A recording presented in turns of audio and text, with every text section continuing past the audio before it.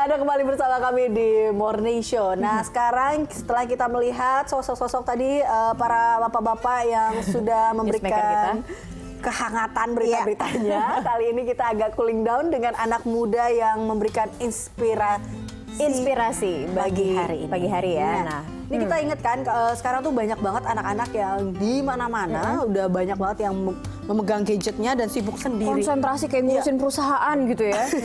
Sampai sempat ada ketakutan dari orang tua bahwa anak-anak ini akan kecanduan games ya. Betul, betul. Efeknya jadi negatif. Nah, ini kaitannya dengan people inspiration kita. Benar. Sosok kita kali ini.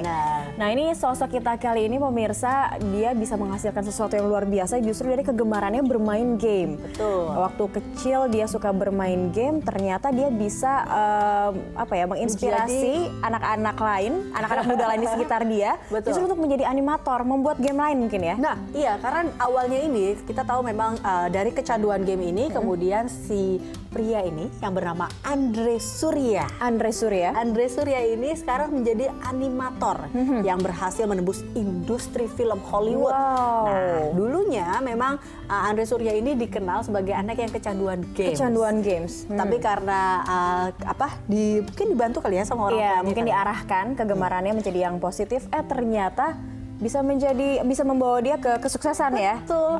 Oke. Kita lihat ya sebagaimana Andre Surya ini bisa mendapatkan ataupun menjadi sebuah animator yang masuk atau menembus Hollywood dalam People and Inspiration.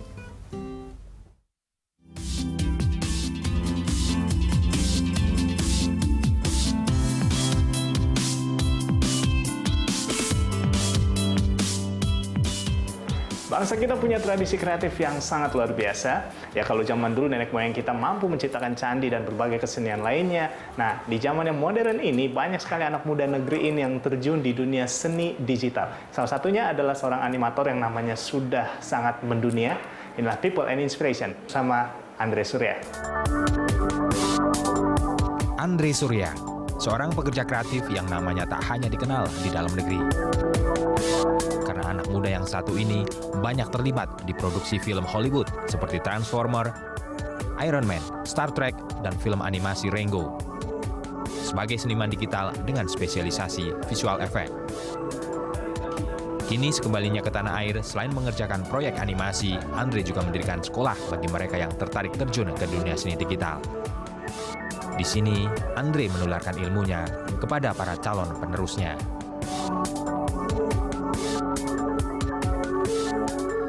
Udah lihat dong, yang senjata itu. Nah, ini dia nih orangnya. Hai. Halo, apa kabar? Baik. One and only Andre Surya, apa kabar? Baik. Waduh. Nah, jadi kalau misalnya saya mau lihat lagi, misalnya kita baca di media catatan-catatan tentang profil Anda, jadi Anda nih sudah tergila-gila dengan dunia digital sejak belia. Jadi saya pertama kali tahu dunia ini udah dari SMP 3. SMP kelas 3? Oke. SMP kelas 3. Jadi dulu SMP kelas 3 itu seperti kebanyakan anak zaman sekarang ya. Jadi tergila-gila main game.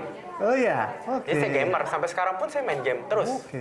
Maksudnya pulang kerja pun ya, saya main game juga. Gitu. Jadi gamer, emang gamer sejati. Emang gamer ya? Gamer sejati sampai sekarang juga gitu loh. Jadi emang ya gara-gara bermulainya tuh dari main game. Oh, dari kecil tapi ya. Nah, apa sih yang sebetulnya membuat Anda tuh tergila-gila dengan game? Sampai kucing-kucingan kalau nggak salah waktu itu sama orang tua yang mau main game itu. Apa sih sebetulnya yang bikin Anda tergila-gila dengan games?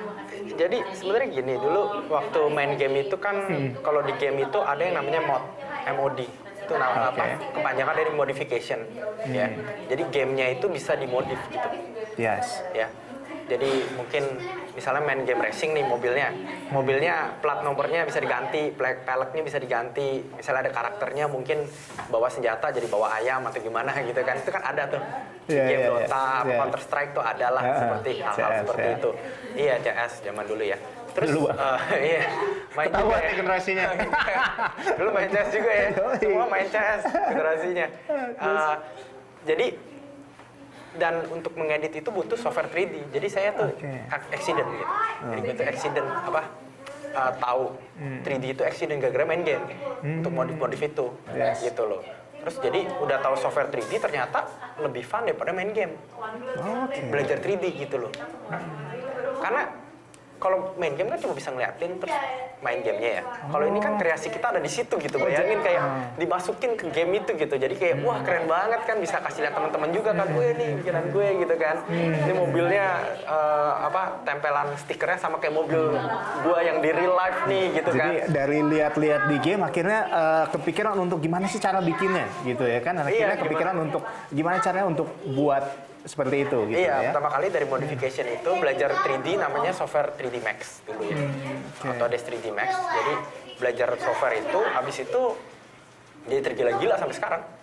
Jadi ya gitu. Jadi sampai dulu kalau nggak salah sempat diomelin. Kamu mau jadi apa main game terus gitu ya? Iya. Jadi Jadi gimana pasti waktu dulu itu? udah kayak ya benar kucing-kucingan itu. Jadi pulang sekolah tuh tidur. Bangun jam 8, habis itu tidur jam 10 ya. Bangun jam 3 pagi, jam 2 pagi. Jadi belajarnya itu jam 2 pagi sampai jam 6 pagi gak tidur gitu. Karena emang kan nggak mau dipikir kan kalau di depan komputer tuh main game lah istilahnya. Orang tua kan dikasih tahu kan juga gak ngerti kan. Ini belajar gitu itu kan. menarik tuh. Bilangnya ya gimana pokoknya kamu belajar tapi kamu terus belajar pelajaran sekolah bukan punya apa ini hasilnya apa gitu kan. Nah, itu menarik. Nah, terus bagaimana kemudian akhirnya bisa meyakinkan orang tua bahwa saya main-main game tapi saya sebetulnya belajar nih, saya juga bikin creating something gitu. Gimana? Jadi gini dulu waktu belajar 3D itu gue buat karya-karya gitu. Ini kayak karya-karya yang dipajang di sini, karya-karya dipajang di sini nih. Ini hasil-hasil dari anak-anak sini ya? Kan ada tuh karya-karyanya. Siswa-siswa. Iya, jadi gue bikin karya seperti itu, yang mana akhirnya banyak tuh bikin tiap bulan. Jadi setahun ada 12 karya-karya seperti inilah. Yang mana akhirnya menang penghargaan internasional. Gitu, jadi SMP, apa SMA, aja tuh SMA 2 udah masuk ke Artist of the Month majalah Korea. Ya jadi itu, jadi majalah Korea itu CG Graphics untuk Korea kan. Tapi dia international artist yang the best pada bulan itu dicari gitu loh. Jadi gue kebetulan dapat gitu. Dapat untuk Artist of the Month. Jadi interview sama majalah Korea, terus habis itu majalah Taiwan juga. Terus gimana caranya mereka bisa lihat karya? Karena menang kompetisi itu. Jadi menang kompetisi internasional, jadi dapat hadiahnya. Kompetisinya dari website Amerika gitu loh. Dari website dunia gitu. Jadi international competition, dapat bukunya, dapat apanya, dapat penghargaan-penghargaannya gitu loh. Dapat sertifikat penghargaan segala macam. Jadi dari situ ya orang tua ngelihat wah ternyata ada hasilnya gitu, gambar-gambar yang dibuat ini ternyata kok ada penghargaan internasional ya gitu kan. Akhirnya mereka mulai support, mulai nggak kucing-kucingan lagi gitu. Ya udah kamu belajar, ini ada batasnya, cuma pelajaran sekolah jangan sampai ya nggak usah ranking 10 besar lah, yang penting inilah gitu kan. Ini belajar di sini juga ya? Iya, ini semua anak-anak semoga bisa lebih mengembangkan ya di bidang seni. Bisa yang nggak hanya main game tapi bisa belajar 3D-nya gitu loh. Baik. Jadi sebetulnya dulu dari hobi main game, berawal dari hobi main game bisa dibilang cukup nyandu main game, tapi akhirnya kemudian Anda berkarir di Lucasfilm.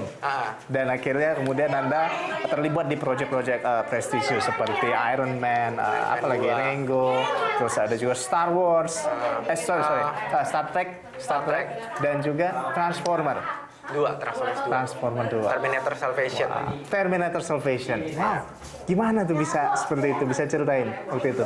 Jadi dulu itu, jadi gini, saya waktu itu, gua kan waktu itu lulus SMA ya. SMA itu kuliah di Untar 1 tahun. Itu kuliah desain komunikasi visual DKV. Ya, sempat kuliah di sana. Habis itu ditawarin kerja 2 tahun nih di Jakarta, perusahaan arsitektural visualization. Jadi kayak bikin dulu proyek yang kita bikin itu Gandari Grand ITC. Tahu kan Grand ITC Jalan Panjang, Arta Gading. Arta Gading yang di Kelapa Gading, Mega Glodok Kemayoran. Jadi itu perusahaan bikin seperti itu untuk billboard kalau misalnya mall belum jadi kan ada tuh billboardnya. Kita bikin kayak gitu. Gue waktu itu bikin 2 tahun kerja di situ. Itu kan 3D semua arsitek. Terus habis itu dari situ bikin komersial juga, iklan-iklan TV lah ya. Terus habis itu 2 tahun di sana ke Kanada. Ke Kanada. 1,5 tahun ambil diploma. Akhirnya dari situ mulai Dari situ, dari 1,5 tahun itu, abis itu langsung ngelamar ke lokasi film. Ngelamar aja kayak... Iya, kayak apply biasa ya? Apply biasa, kayak kerjaan full time lain. akhirnya dapat. Akhirnya dapat. Gitu. Cuman waktu itu ada kendala-kendala, akhirnya di Singapura jadinya ya? Karena tadinya kan lukas film US. Karena lukas film US, visanya susah. Oke. Akhirnya di switch ke... Kita berbuka di Singapura, mau gak? Akhirnya ditawarin ke sana. Wis, keren. Dari situ terlibat dengan proyek-proyek ini ya? Dan akhirnya ya terlibat dengan proyek-proyek Hollywood ini. Wow, keren. Namun bisa kita masih akan ngobrol banyak lagi seputar proyek-proyek prestisius ini dan kita akan ngobrol lagi soal ESDA. Jangan kemana-mana, tetap di People and Inspiration.